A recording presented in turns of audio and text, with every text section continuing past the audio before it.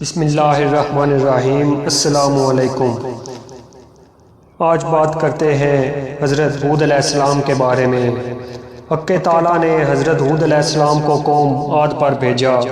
وہ قوم دراز قد اور چوڑے جسم کی تھی، نہایت خوفناک تھی۔ سب سے لمبا ان میں 100 گز کا تھا اور سب سے چھوٹا قد جس کو ٹھگنا سمجھا جاتا تھا 60 گز کا تھا، اور سب کے سب بت پرستی کرتے تھے اور خدا پرستی سے از حد بیزار ہو گئے تھے، اور وہ سنگ کو تراش کر کے پہاڑوں میں اپنے مکان بناتے تھے، اور وہ اپنی تنگ نظری اور سنگ دلی سے بتوں پر ایمان لاتے تھے۔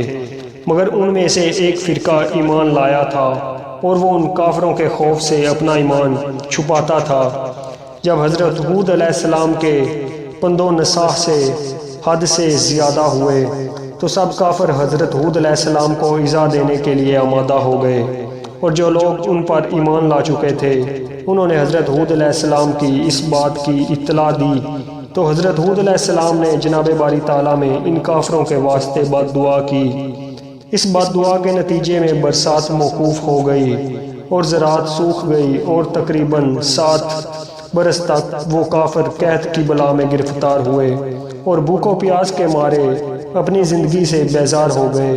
حضرت ہود علیہ السلام نے ان لوگوں سے بہت ہی مشفقت محبت سے فرمایا کہ تم لوگ سب ایمان لے آؤ اور اپنے آپ کو دنیا کی آفت اور قیامت کی آتش سے بچاؤ، اور یہ سب آفتیں جو تم کو پہنچ رہی ہیں وہ تمہارے کفر کی وجہ سے نازل ہوئی ہیں، اور بت پرستی خدا کے نزدیک سب سے برا کام ہے، اس سے بچو۔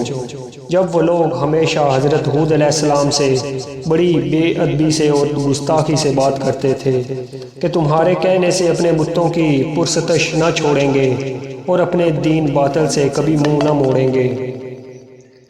اس زمانے کا یہ دستور تھا کہ جس پر کوئی بڑی مشکل آتی وہ سخت مہم میں مبتلا ہو جاتا تھا تو وہ حرم مکہ جا کر التجا کرتا تھا اور جناب الہی میں نہایت عاجزی کرتا تھا، لہذا اس کی دعا قبول ہوتی تھی۔ ان دنوں ایک قوم مکے میں رہتی تھی اور اپنے تئیں شریف اور رئیس مکہ میں اور سردار مکہ کہلاتی تھی۔ جب لوگ قوم ان کو بلاؤں میں گرفتار ہوتے تھے تو ان میں سے 70 رئیسوں نے مکہ جانے کا ارادہ کیا اور سب جانے کے واسطے تیار ہو گئے۔ ساری قوم نے ان کو یہ وصیت کی کہ مکے میں جا کر دعائے استسقاء باران رحمت مانگنے کی ہر شخص کو کوشش کرے۔ جب یہ لوگ اپنی مسافت منزلیں پوری کر کے مکہ پہنچے اور وہاں جا کر معاویہ ابن بکر کے گھر میں اترے تو وہ ان سب لوگوں کے واسطے طعام شراب کی ضیافتیں کرنے، مجلس عیش و عشرت سنوارنے لگے، تو یہ لوگ اپنی بھوک پیاس کی مصیبت کو بھول گئے، اور کہاں کی دعا اور کہاں کا استسقاء۔ وہ سب کے سب دن رات راگ و گانا سننے میں مشغول ہو گئے۔ ادھر ساری قوم نے حضرت ہود علیہ السلام سے کہا، اے ہود، ہم تیرے خدا کو ہرگز نہ مانیں گے۔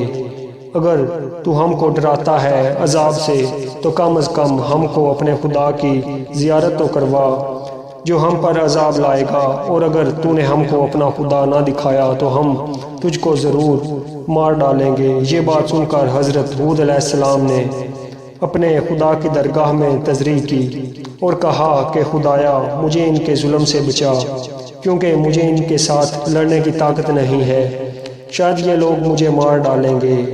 اس قوم کے سردار کا نام عاد تھا۔ اس کے زمانے میں زمانہ طوفان تک 700 برس گزرے تھے، اور قوت اس کی اس قدر تھی کہ اگر پتھر پر پاؤں مارتے تو اپنے زانوں تک اس میں گھس جاتے تھے، لیکن سب کے سب نافرمان تھے اور اپنی زبانوں سے یہ کہتے تھے، من اشد منا قوتاً، ہم سے زیادہ قوت والا کون ہے۔ جناب باری تعالیٰ سے حکم ہوا ایک حدیث میں کہ اے ہود، وہ 70 آدمی جو تجھ پر ایمان لائے ہیں ان کو اپنے ساتھ لے لے اور پہاڑ پر چلا جا۔ تب حضرت ہود علیہ السلام ان کو لے کر پہاڑ پر چلے گئے اور کہا، اے قوم، اب تم کو ہوا ہلاک کر دے گی اور تم پر غضب الہی ان قریب آئے گا۔ وہ بولے، کون ایسی ہوا جو ہم پر غالب ہو سکے؟ تب خدا تعالیٰ نے حضرت ہود علیہ السلام سے ارشاد فرمایا کہ اپنی قوم سے کہہ دو کہ اے میری قوم اپنے گناہ بخشواؤ اپنے رب سے اور پھر اپنے کو رجوع کرو اس کی طرف تاکہ تم پر چھوڑ دے آسمان سے دھاریں اور زیادہ سے زیادہ تم کو دے اور نہ پھر جاؤ گے تم گناہ کی طرف۔ کافروں نے کہا کہ ہم توبہ نہیں کریں گے اور نہ تم کو اس کا رسول تسلیم کریں گے۔ پس ایک قوم کو بھیجا کہ مکہ میں جا کر پانی طلب کریں۔ پس اس قوم میں سے 6 آدمی مکے گئے، ان میں سے صرف 2 شخص مسلمان تھے لیکن دین اپنا چھپائے پھرتے تھے، اور وہ ان دنوں کا نام مزید اور نکیم تھا اور ان کے سردار کا نام کیل تھا۔ یہ 70,000 آدمی لے کر مکے کو گئے۔ مزید انہوں نے کہا کہ جب تم حضرت ہود علیہ السلام پر ایمان نہ لاؤ گے اس وقت تک تم پر باران کا برسنا موقوف رہے گا۔ یہ بات مزید کہ سن کر سب نے ان کو جھٹلایا کہ اس بات مزید اور لکیم نے کہا یہ الہی یہ لوگ تیری رحمت کے قائل نہیں ہے، تو ہماری حاجتیں پوری کر۔ بارگاہ الہی سے آواز آئی کہ کیا مانگتے ہو مانگ۔ مزید نے کہا یا الہی میں تا قیامت دنیا میں بھوکا نہ رہوں۔ حکم ہوا کہ میں نے تیری یہ حاجت پوری قبول کر لی ہے۔ بعدہ لکیم نے کہا یا الہی 7 دفعہ کی عمر مجھے عطا کر جس کی عمر چاہوں بطناً بعد بطن 3000 برس تک زندہ رہوں۔ حکم ہوا میں نے تجھے بخشی۔ اور کیل نے کہا خداوند کوئی ہماری قوم میں بیمار نہیں ہوا کہ تجھ سے شفا چاہوں، اور نہ کسی مشکل میں پڑا ہے کہ تجھ سے یاری مانگوں، مگر پناہ مانگتا ہوں واسطے قوم عاد کے۔ اتنے میں 3 سات کے اندر ابر سیاہ و سفید سرخ پیدا ہوئے، اور آواز آئی اے کیل ان تینوں میں سے جس کو چاہے ایک بادل کو پسند کر لے۔ تب کیل نے سوچا کہ ابر سفید و سرخ میں پانی نہیں ہوتا مگر ابر سیاہ پانی سے خالی نہیں ہوتا، لہذا اس کو اختیار کیا کہ اللہ تعالیٰ کے حکم سے ابر سیاہ ساتھ ساتھ اس کے منزل مقصود کو جا پہنچا۔ وہاب ابن منبع نے روایت کی ہے کہ 7ویں زمین پر ایک ہوا ہے، اس کا نام ریح العقیم ہے، اور 70,000 زنجیروں سے اس کو جکڑا ہوا ہے، اور فرشتے 70,000 کی تعداد میں اس پر محافظ ہیں اور موکل ہیں۔ جب قیامت کا دن ہوگا وہ ہوا چھوڑ دی جائے گی اور وہ اتنی تیز ہوگی کہ پہاڑوں کو مانند ریزہ ابر ریشم کے اڑا دے گی، اور آسمان گر پڑیں گے اور اس کے ٹکڑے ہو جائیں گے، اور وہ روئی کے گالے کی مانند اڑتا پھرے گا۔ حکم ہوا کہ اے فرشتوں وہ ہوا قوم عاد پر کچھ دیر کے واسطے چھوڑ دو۔ تب انہوں نے عرض کی کہ اے جبار عالم کس قدر چھوڑیں؟ حکم ہوا کہ گائے کی ناک کے نتنے کے برابر۔ انہوں نے پھر عرض کیا کہ یا رب العالمین اس مقدار سے تو سارا عالم ہی تباہ و برباد ہو جائے گا۔ تب حکم ہوا کہ سوئی کے ناکے کے سوراخ کے برابر چھوڑ دو۔ جب انہوں نے حکم خداوندی بجا لاتے ہوئے اس ہوا کو سوئی کے سوراخ کے برابر سے چھوڑا تو وہ ہوا مانند ابر سیاہ کے پہاڑ کی طرف نکل کر آئی۔ اس ہوا کو دیکھ کر قوم عاد بہت خوش ہوئی اور کہنے لگی کہ یہ ابر ہے ہم پر ضرور برسے گا۔ حضرت ہود علیہ السلام نے کہا کوئی نہیں، وہ یہی ہے کہ جس کی تم لوگ شتابی کرتے تھے، اور وہ یہ ہوا ہے جس میں دکھ کی ماری ہے۔ اور جب ہوا نکلی کافروں نے کہا کہ اے ہود تو نے جو خوشخبری پہنچائی کہ جس سے ہم خنک تر ہو جائیں گے۔ ہود علیہ السلام نے فرمایا اے کافر ذرا صبر کرو، اللہ تعالیٰ کی طرف سے تم پر عذاب علیم پہنچتا ہے۔ وہ اس خبر کو سن کر تقریباً 7 لاکھ مرد 3 پہاڑوں کے دامن میں جا رہے جہاں ہوا کی ایک طرف سے بھی نہ تھی، اور سب آپس میں ایک دوسرے کا ہاتھ پکڑ کر اپنے پاؤں کو گھٹنوں تک زمین میں گاڑ کر بیٹھے تھے، اور زنوں مرد لڑکے بالے چارپائیوں کے کو بیچ میں اپنے لیے بچھائے بیٹھے تھے کہ 3 طرف تو ہمارے پہاڑ ہیں اور ایک جانب ہم سب ہیں، دیکھتے ہیں کہ کون سی ہوا ہے کہ ہمارے بیچ سے گزر جاتی ہے اور ہم پر کس طرح زور کر سکتی ہے۔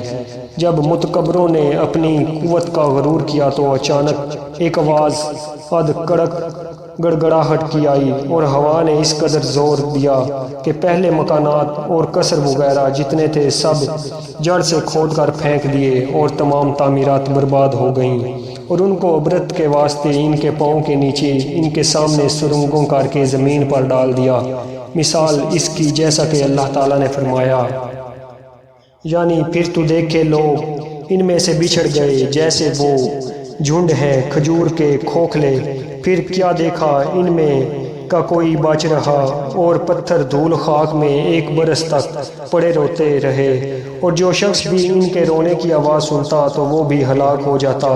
نہایت ہی بھیانک اور خراب آواز ان کے رونے کی تھی، اور حضرت ہود علیہ السلام نے ایک خط زمین پر کھینچ کر مومنوں کو اس کے اندر رکھ لیا تھا۔ ہوا نے بہت زور کیا مگر جو لوگ کے مومن تھے ان کا سر منہ ذرہ برابر بھی اس ہوا سے کچھ نہ بگڑ سکا اور وہ صحیح سلامت رہے۔ سچ کہا ہے کہ من کان للہ کان اللہ لہ، جو شخص کے اللہ کا ہو جاتا ہے تو پھر اس کا بھی اللہ ساتھی ہو جاتا ہے۔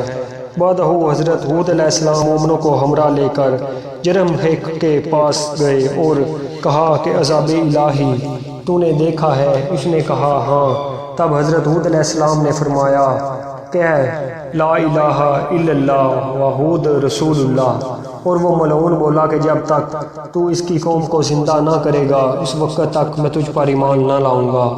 اور وہ مردود یہ کہہ ہی رہا تھا کہ اس وقت اس کے قدم کے نیچے ہوا نے زور کا تھپڑ دیا اور سخت عذاب نے آ کر اس کی ساری قوم کو ہلاک کر دیا۔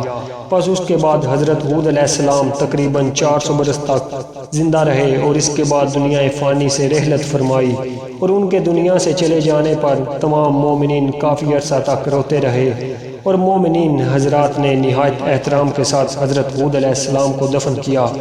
اور ایک روایت میں ہے کہ حضرت ہود علیہ السلام کے انتقال کے بعد ان کو ماننے والے مومنین 100 سال تک زندہ رہے۔ بعدہ ان لوگوں نے بھی انتقال کیا، اور ان کی اولاد بھی اپنے آبائی دین پر ایک عرصہ دراز تک قائم رہی، اور ایک کثیر آبادی سے وہ لوگ آباد ہوئے اور دین و دنیا کی راہ میں مخلوق خدا کو بتاتے رہے۔ اتفاقاً ایک روز شیطان مردود ان کے پاس آیا اور اس نے لوگوں سے کہا کہ تم سب کس کو پوجتے ہو؟ انہوں نے کہا زمین و آسمان کے خدا کو پوجتے ہیں۔ ابلیس لعین نے کہا کہ کیا تم نے خدا کو دیکھا ہے؟ انہوں نے کہا کہ نہیں۔ شیطان نے یہ سن کر ان سے کہا کہ تم پھر اس پتھر سے ایک بت بنا کر پوجا کرو تاکہ وہ روز قیامت تمہارے لیے شفاعت ہو۔ ان لوگوں نے ابلیس کی باتوں پر یقین کر کے ایک بت بنا کر میدان میں رکھ دیا، جیسا کہ خدا تعالیٰ نے فرمایا، اور کیسا کیا تھا کہ تیرے رب نے قوم سمود سے جنہوں نے تراشے پتھر واسطے بت بنائے اور ان کو وادی میں رکھ دیا تھا۔